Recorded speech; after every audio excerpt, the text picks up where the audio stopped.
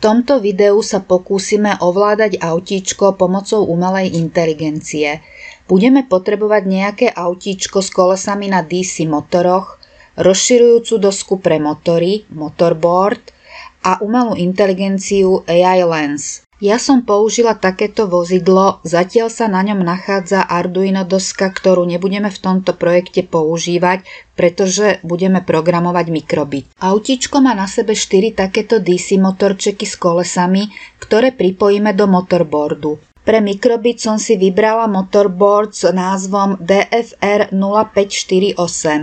Budem z neho využívať motor interface pre 4 motory a I2C interface pre AI Lens. Najprv som pripojila a vyskúšala jeden motorček.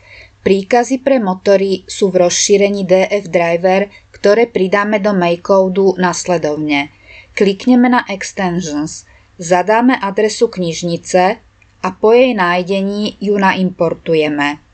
Pribudne skupina DF driver. Tento program roztočí motor v smere clockwise.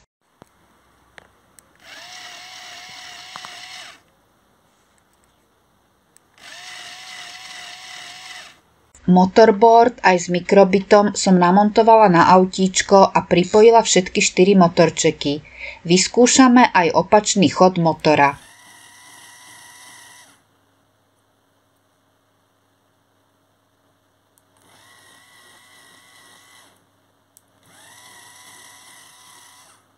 Teraz naprogramujeme funkcie forward a backward a vykonáme skúšobnú jazdu.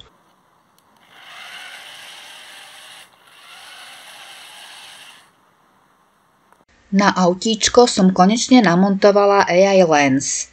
Príkazy k tejto umelej inteligencii pridáme opäť cez extensions nasledovne.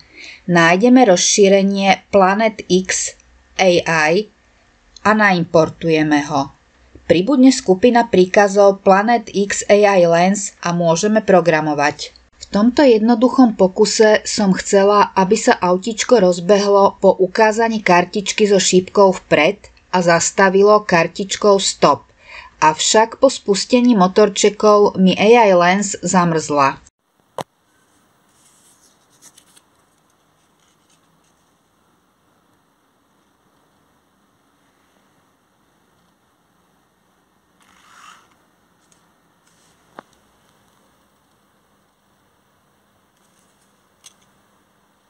Problém so zamrzaním AI Lens vyriešime tak, že AI Lens bude mať svoj vlastný zdroj napájania.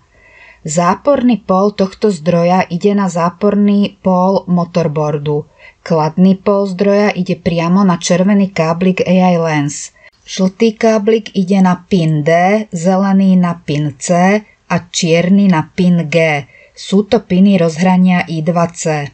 Kartičku vpred. Dobre, kartičku vzad. Zase kartičku vpred. A zase kartičku vzad.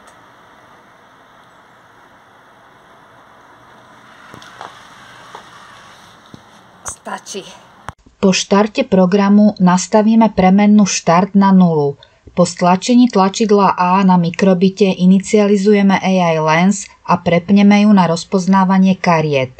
V cykle Forever testujeme karty vpred a vzad, nie je problém pridať ďalšie karty a upraviť logiku programu.